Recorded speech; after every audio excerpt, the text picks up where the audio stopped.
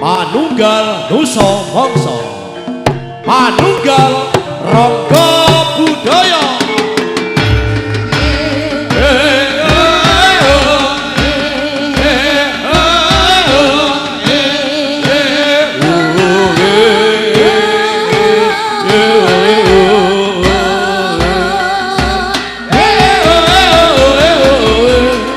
Kebiar Rangga Budaya. Yuk, cok.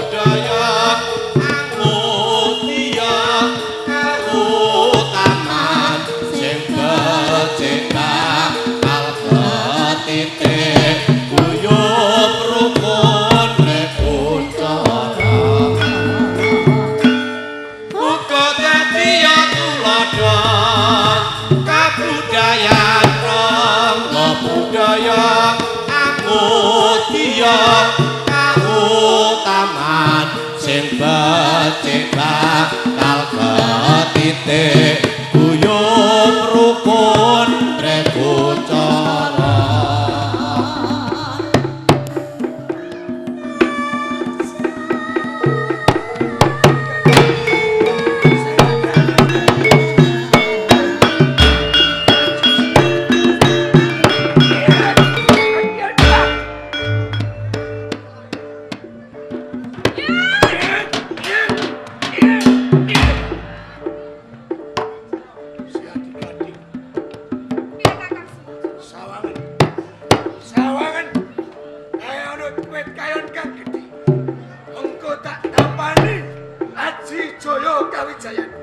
wit kayan kang gedhe kae bisa rubuh sambalangan.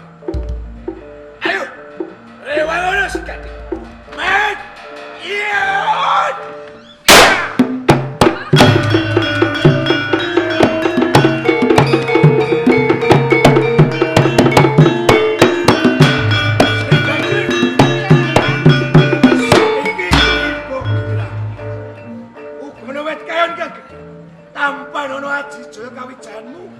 Aja nganti duweni rasa tumpang sung kang ngenani ngecakake aji Jaya. Ini ngono tak jajal luwih dhisik ya, Kakang. Ya. Ya.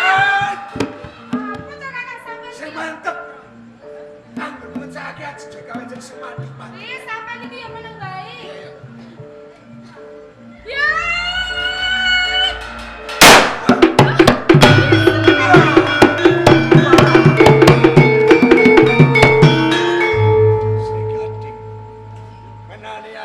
Kawijayan wis ora ana sing tumpang sung.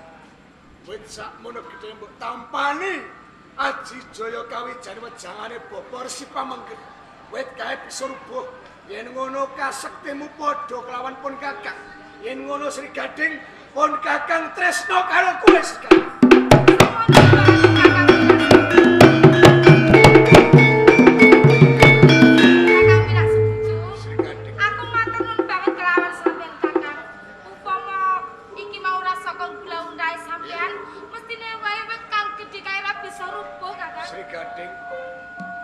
Tresnaku kelawan kowe iki bebasan ora bisa kena tak gambarake.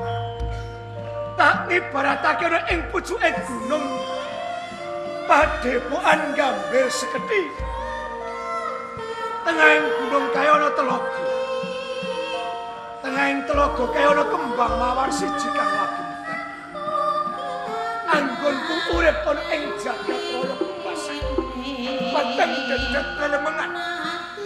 Nanging siadi Sri Gading sakwise buntas anggonku ngecakake Aji Jaya Kawijayan sakwise aku sanding marang siramu kaya rasane atine pun Kakang ora bisa pisah kaya sanding marang siramu sinurut sing kang saka wetan wancik esuk kae Kakang Minak Sembuju semono aku Kakang rasane ngatiku yen aku cedhak karo sampeyan kene kaya iki rasem pisah karo sampeyan lho Kakang apa maneh tresnaku karo sampeyan ki lair tumusing batin ora ana wong lanang sing tak tresnani mung kejaba Kakang Minak Sembuju tresna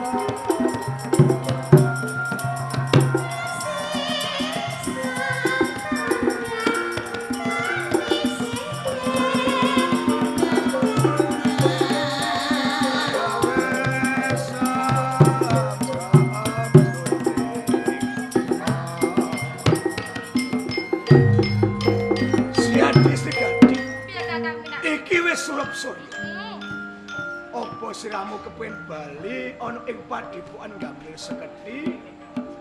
Apa siramu kepengin tambah ngenani Aji Jaya Kawijayan sing bakal tak lumunturake marang Jemuran Tanus? Kakang Sembuju, aku ora kepengin bali nang Gambir Sekedhi. Aku mung kepengin cedhak karo sampeyan iki wae, Kakang. Nanging tak jaluk kanthi legane atimu. Kowe wis nuwuh akeh tresna denipun Kakang Minak Sembuju. Kalamun kowe ketemu salah sawijine wong lanang sing baguse ngungkuli kawan aku, aja nganti jeramu trenyuh marang tembunging bocah lanang. Kakang, sampeyan iki rasa kuwatir. Senajan ana wong lanang sing bagus sing luwih sampeyan, aku ora bakal kepenjok, Kakang.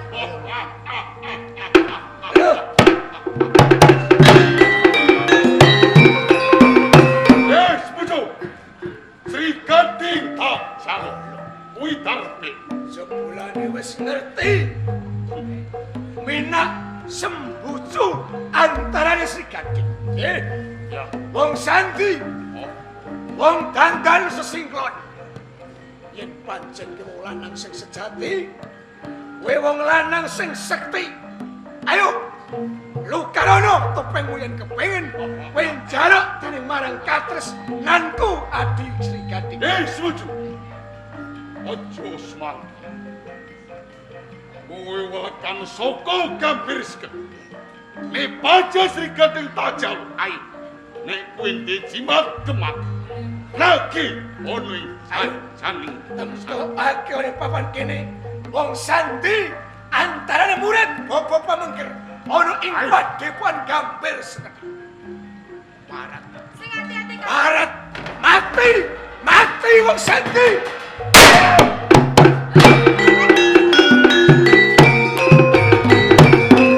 sisih mentas Sri Gading. ilmu sing Ojo cak. keter. Ojo wedi. Kalamun kowe engko dijaluk dening Sandi. Aku sing duweni pusaka kang ampuh. Urung tan muru wong kae pengendak sampur nak aki oleh papan kene. Setuju. Liko pusaka likat. Kok tamak ki ono ing jajah. Nang yen ora bisa temekani pati Sri Gading. Kuranget, Jin. Iya. Kuranget. Iya. Wah,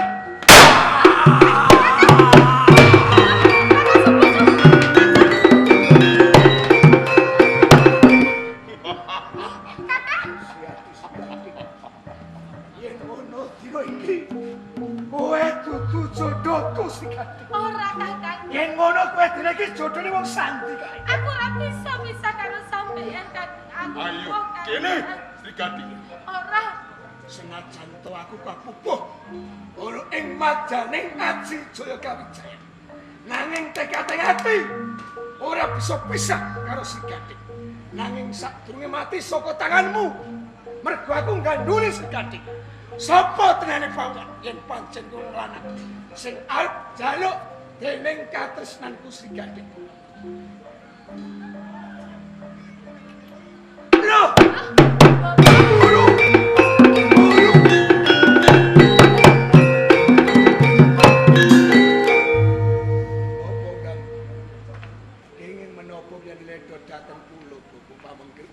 Ya kaya ngene kuwi sing tak karepi.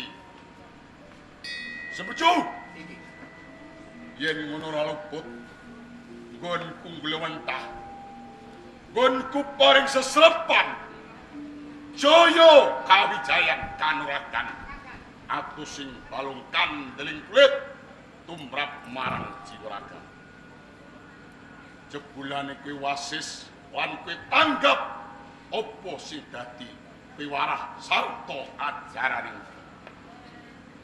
Nanging Apa kula rumaos ngumpul setahun jimbleng sak rendeng.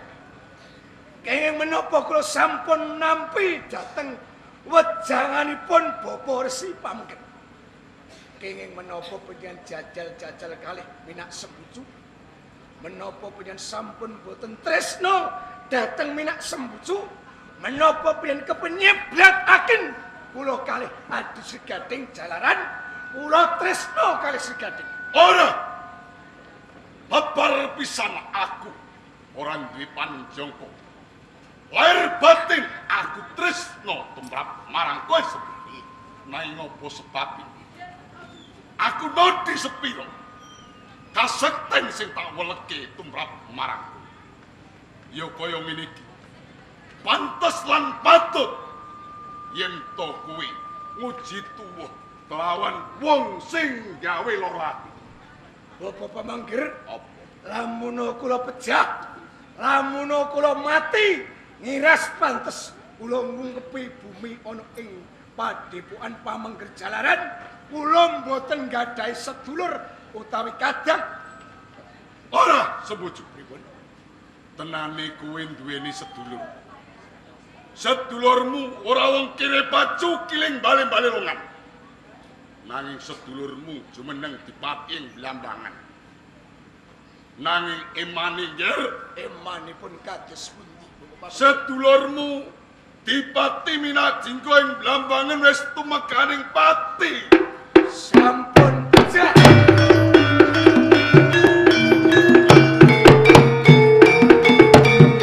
Bapak Pamanggir, dereng kemawon kula Darma Bekti, kula sungkem kalih sedulur kula Wuru Bisma Pinajinggo. Kenging menapa wedal sak menika sampun kapundhut wonten ing kasedan jati. Kamangka sedanipun sedulur kula kapundhut ngersane Gusti, menapa wonten salah satunggalipun tiyang ingkang wonten renah dhateng sedulur kula. Nggih sebuju. Sedulurmu Minajinggo mati ora kersaning Gusti nanging ana pawongan kang renah marang kadangmu Minajinggo. Ora liya Brawijaya Damarwulan. Brawijaya Damarwulan.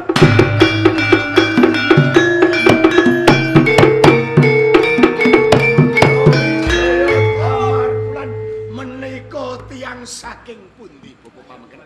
Kuwi ratu ing Majapahit.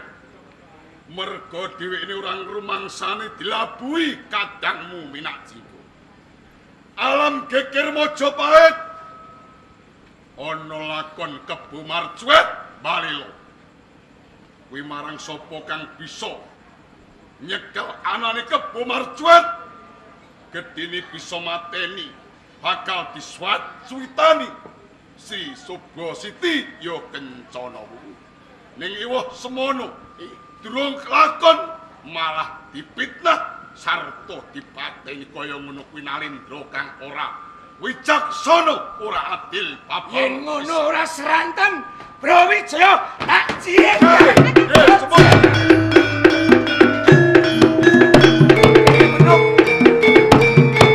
Kula kepen bales patinipun sedulur kula Wuru Bisma Minajinggo. Apa? Angka kalih kula badhe sumpah kalih Bapak Pamanggir. Menawi kula kepanggih tiyang-tiyang saking negari Majapahit, bebasan cilik gedhe nom tuwa lanang wadon badhe kula tumpes kelor, badhe kula jojoh waduh. Yer sembojo. Tak ajungi jempol kuwane nami. Mong wae durung tutuk titiman dianing kala mangsa lamun to kowe tanding karo Brawijaya ratu ing Majapahit. Iki ana cara. Ngangge margi menapa Pamanggir? Bebasan wit gedhe kae ana pange. Carane kowe kudu ngrempeli saka pang. Gampang nggonmu ngrubuhke wit kang gedhe kae. Wite pendane pundi? Menawi pang pendane pundi Bapak Pamanggir? Pang pendaning kawula sing agula-guling Brawijaya Majapahit. Iki dumunung ing Tuban kang aran Buntar Lawi. Wite Brawijaya lamun to minak sembojo bisa mateni Buntar Lawi dipati Tuban kasembadan kuwi nagih patine kadang Minajinggo. Menawi ngaten Bapak Pamanggir, kula nyuwun pamit lan nyuwun tambahing pangestu. Kula badhe dumugi wonten ing Laladan Tuban. Kula badhe nantang Buntar Lawi Bupati Tuban. Sing ati-ati sembojo, kon mung lakon. Sing gadhe Lega Kang Sembojo. tak tinggal sedhela wae. Yen panjenengan pancen wis ana kirampungan. Aku nentemake gambar seimbales patine sedulur mudipe wis. Aku bali kok tinggal wis. Ya wis sing hati-hati ya, Kakang. Bales. Sikat, Cikula Bobo. kowe wong wadon. Memuji ngersaning Gusti. Katresnanmu sembucu bisa kasembatan apa sing dadi panjangane. Ayo.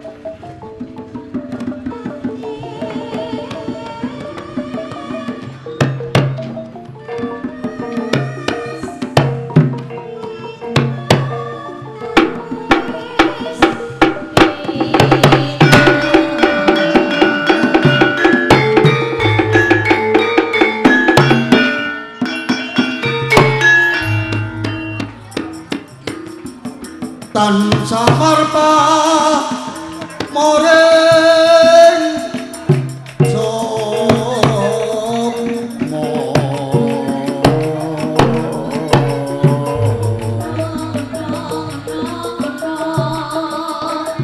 Cinuk maya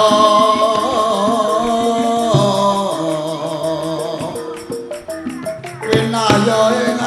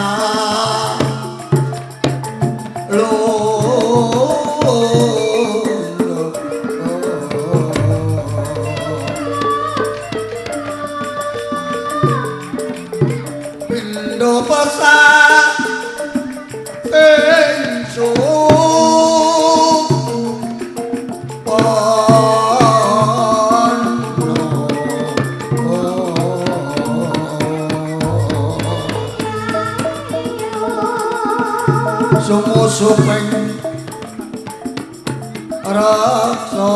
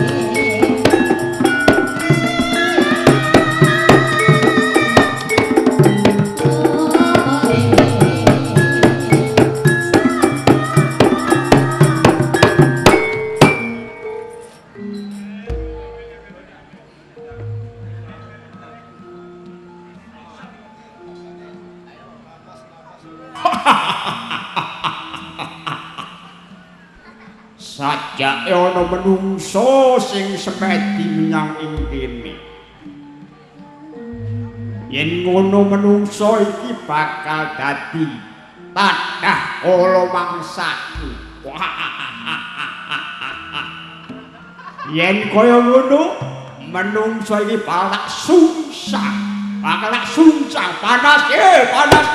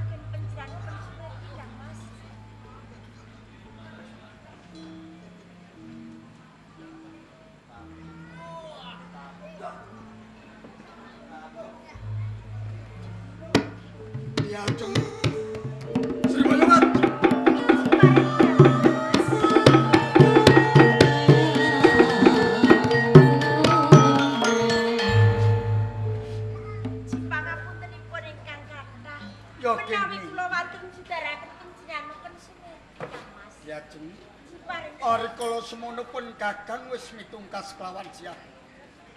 Aja nganti sliramu njugarake kelawan pun Kakang yen durung jangkep. 40 dina lawas. Sinadong duka ingkang kathah Kang Mas Putarlapi.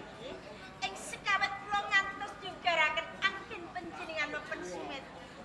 Jalaran boten kawigatosan ingkang badhe kula aturaken dhumateng panjenengan. Ana kawigaten.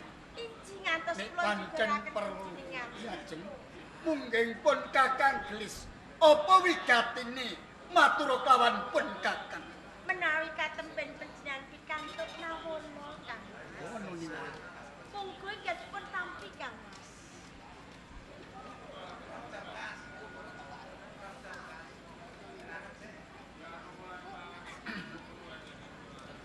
lajeng sen-isenipun nawana kula dereng mangertosi Kang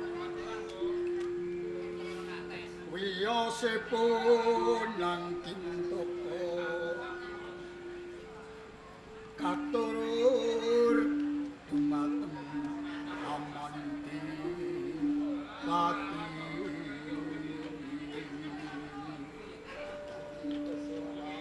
puntar lawe wong agung kasunyatanipun tansah ngalebono dumateng panjenengan kang mangku bumi tuban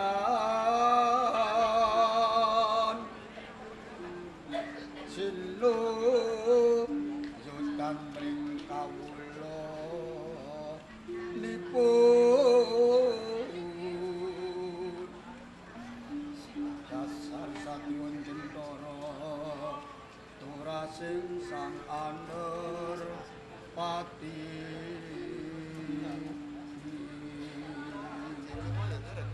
isih ono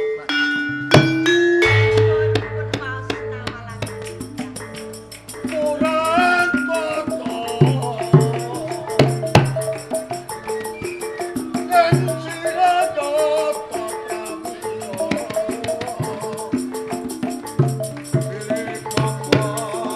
pramila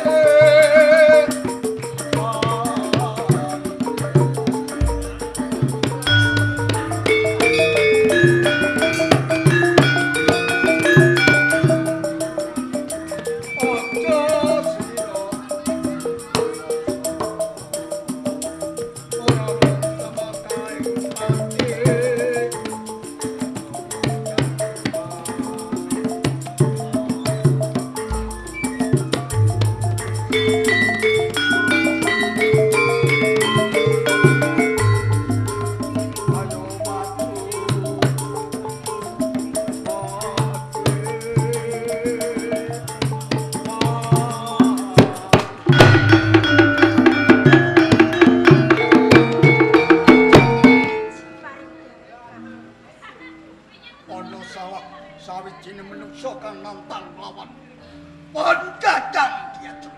Kang Mas, monggo panjenengan kulit bisa berlaksana. Hai menak sembuju.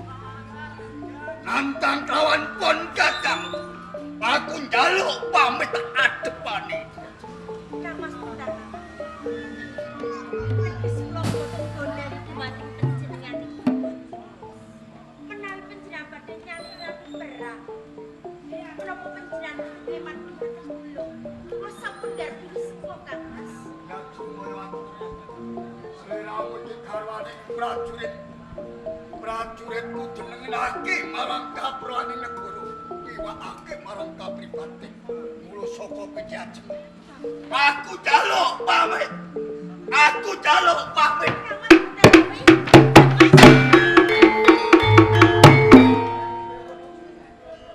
Kini ngopo tansah tak biyen. Bareng aku niliki lawan kirwak Kang Mas Putra. Aku kuwatir banget. Ana panentang menak sembuju. Engko yen dhewe lino sapa sedher sing bakal kelangan. Mestine wae aku. Kuwi aku bakal munggah ora sangker pamujan. Mujike kelawan kirwak Kang Mas Putra.